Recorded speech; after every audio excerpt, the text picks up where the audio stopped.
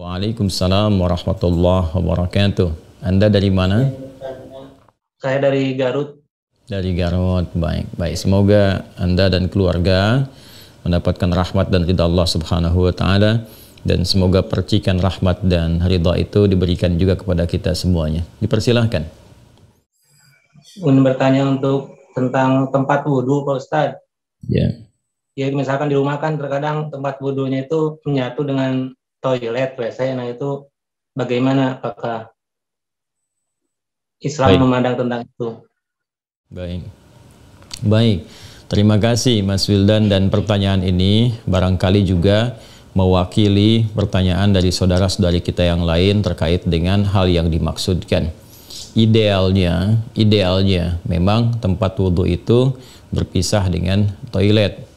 Mengapa? Karena di dalam tempat wudhu itu kita juga menyertakan ya berbagai macam kalimat-kalimat thayyibah yang mengiringi proses wudhu, baik sebelum ataupun setelah wudhu itu dilangsungkan. Ya, bukankah kita saat berwudhu kan mengucapkan Bismillahirrahmanirrahim, kan? Sebagai mula kita mengerjakan segala kebaikan dengan dasar yang Nabi sabdakan, kullu amrin tibalin la yubda'u fihi Bismillahirrahmanirrahim fahuwa abtar. Dan itu juga sebagai ekspresi ungkapan gambaran atas niat yang kita tujukan dari wudhu itu, kita arahkan untuk mendapatkan ridha Allah Subhanahu wa ta'ala. Kemudian juga di akhir wudhu kita juga kan berdoa, ya kan, dengan mengucapkan syahadatain, syahadu an la ilaha illallah, syahadu anna muhammadar rasulullah. Kemudian kita mengatakan Allahumma ja'alni minat tawwabin wa ja'alni minal mutatahhirin. Kalau kita mau kemudian tambahkan juga dengan doa wa ja'alni min ibadikas salihin. Nah, sedangkan kalimat-kalimat thayyibah yang berupa permohonan-permohonan doa dalam kebaikan ataupun menyebut asma-asma yang mulia, nah itu kan umumnya tidak diutarakan saat kita berada di dalam toilet, ya, karena toilet punya sifat tertentu, ya, sifatnya hanya untuk menyalurkan atau membuang hadas, baik yang sifatnya kecil ataupun juga besar, dengan cara-cara tertentu yang boleh jadi juga melahirkan najis. Sedangkan wudhu itu ya tidak seketika juga menyatu dengan menghilangkan najis, bisa jadi hanya hadasnya saja, belum tentu ada najisnya, gitu kan. Sedangkan kalimat-kalimat thayyibah sangat tidak disukai diungkapkan dalam keadaan-keadaan kita masuk toilet. Karena itu saat masuk toilet kita kan berdoanya doa memohon perlindungan kepada Allah dari godaan-godaan setan yang berkumpul di tempat-tempat yang buruk, ya, seperti toilet dan semisalnya. Allahumma inni a'udzubika minal khubuthi wal khaba'ith. Nah, kemudian ketika kita keluar, kita kan beristighfar tuh. Ghufranak, gitu kan? Ghufranak, mohon ampunanmu ya Allah. Nah, ada yang mendetilkan itu. Kenapa kita minta ampunan ketika keluar? Karena kita menahan diri dari pengungkapan kalimat thayyibah yang biasanya kita ucapkan di setiap tempat, gitu kan, istighfar, sholawat dan sebagainya. Nah, ketika itu terputus saat masuk toilet, ya, seakan-akan ada sifat tawadhu, kita memohon ampunan karena nggak mampu mengungkapkan, karena itu tempat yang tidak pantas, gitu kan, diungkapkan itu di tempat yang tidak sesuai. Maka ketika keluar kita mengatakan ghufranak kalau ada hal-hal yang tidak tepat di dalam dan tidak mampu mengerjakan hal yang biasa kita kerjakan. Itu adab saja, takdib di dalamnya. Nah, karena alasan inilah akan lebih bagus kalau tempat wudhu itu bisa terpisah sendiri dengan toilet, sehingga nanti kesempurnaan hal-hal yang mengiringi bisa dilakukan. Bila pun memang keadaannya tidak memungkinkan dan hanya ada itu dan bisa didapatkan di dalam berbagai kondisi, ya, Anda ke mall misalnya kan, tidak ada tempat spesifik wudhu, taruhlah gitu, demikian kondisinya, atau bahkan dalam kondisi tertentu, bahkan saat haji atau umrah yang begitu padat tempat wudhunya misalnya, dan Anda hanya menemukan ada toilet tapi ada keran yang disiapkan terpisah, gitu kan, di dalamnya itu.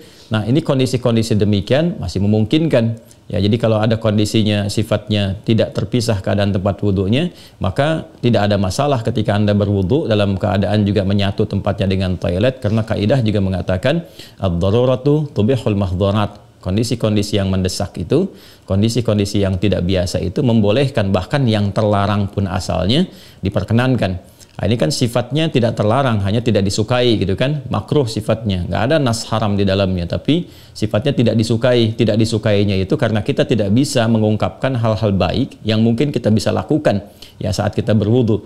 Jadi kita berdoa harus keluar dulu setelah selesai wudu, gitu kan, baru kemudian kita bisa berdoa. Ataupun Bismillahirrahmanirrahim hanya kita bisa ungkapkan dalam hati, nggak bisa kita lafadzkan, gitu kan. Doa-doa pun kita iringkan di dalam hati. Nah, itu hal-hal yang menjadikan kita kemudian tidak maksimal. Pun demikian juga ada satu kondisi lain, itu kan tempat berkumpulnya setan di tempat-tempat yang kurang bagus itu, sehingga godaan-godaan saat berwudu dan sebagainya, nah itu kadang-kadang lebih banyak. Nah ini tentunya juga di satu sisi tidak berlaku juga ya kondisi ini saat misalnya kalau mandi besar, kadang-kadang kan juga tempatnya menyatu juga dengan toilet, kan mandi besar juga berlangsung wudu di dalamnya, kan? Nah ini kita harus fleksibel juga dalam kondisi-kondisi demikian. Jadi ini yang mau saya katakan, tidak berhukum haram, itu bisa dilakukan. Kalau tempatnya kita misalnya memungkinkan untuk berpisah, bagus ada dipisahkan. Tapi kalau menyatu pun tidak ada masalah, kan? Tidak ada masalah sepanjang dalam keadaan-keadaan darurat tertentu dan tidak berhukum haram. Ya, apa dalilnya? Yang tadi saya sampaikan. Ya, tidak ada nas spesifik mengharamkannya, dan kadang-kadang kita mandi besar juga ya, al-ghuslu dari janabah dan semacamnya juga berlangsung, dan dalam mandi besar juga ada wudu. Namun barangkali kesempurnaan itu tidak bisa kita iringkan dengan kalimat-kalimat thayyibah yang diungkapkan, hanya dalam hati kita lakukan.